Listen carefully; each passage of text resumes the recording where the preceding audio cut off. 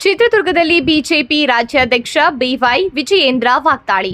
ಕಾಂಗ್ರೆಸ್ ಜನರ ಕ್ಷಮೆ ಕೇಳಬೇಕು. ಚಿತ್ರದುರ್ಗದಲ್ಲಿ ಮಾತನಾಡಿದ ಬಿವೈ ವಿಜಯೇಂದ್ರ ಅವರು ಕಾಂಗ್ರೆಸ್ ಸರ್ಕಾರ ಹಾಗೂ ಪಕ್ಷದ ವಿರುದ್ಧ ತೀವ್ರ ವಾಗ್ದಾಳಿ ನಡೆಸಿದ್ದಾರೆ. ಕೆಂಗೇರಿ ಕ್ಷೇತ್ರದ ಜನತೆ ನೀಡಿದ ತೀರ್ಪನ್ನ ಕಾಂಗ್ರೆಸ್ ಗೌರವಿಸಬೇಕು. ಇಂದು ದೇವರಾಜ್ ಅವರು ಗೆಲುವು ಸಾಬೀತಾಗಿದ್ದು, ಗೆದ್ದ ಅಭ್ಯರ್ಥಿಯನ್ನ 3 ವರ್ಷಗಳ ಕಾಲ ಮಾಜಿ ಶಾಸಕರನ್ನಾಗಿ ಮಾಡಿರುವುದು ಜನತಂತ್ರಕ್ಕೆ ಧಕ್ಕೆ ತಂದಂತಾಗಿದೆ ಎಂದು ಆರೋಪಿಸಿದ್ದಾರೆ.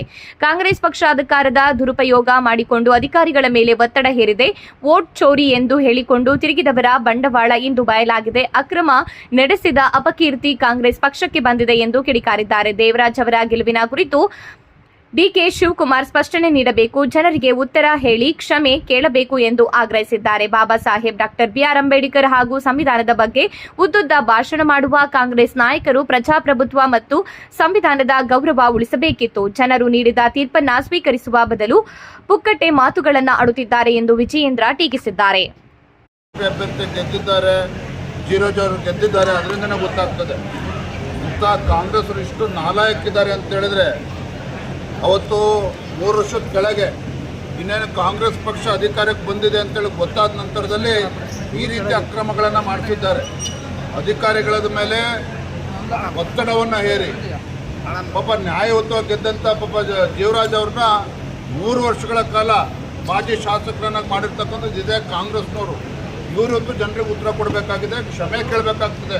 ಕೆಂಗೇರಿ ಕ್ಷೇತ್ರ ಮತದಾರರ ಬಗ್ಗೆ ಇವತ್ತು ವೋಟ್ ಚೋರಿ ಅಂತ ಹೇಳ್ಕೊಂಡು ಜಗತ್ತಿನ ಮುಂದೆ ಇವರು ಬಂಡವಾಳ ಬಯಲಾಗಿದೆ, ದೇಶದ ಜನರ ಮುಂದೆ ಬಂಡವಾಳ ಆಗಿದೆ.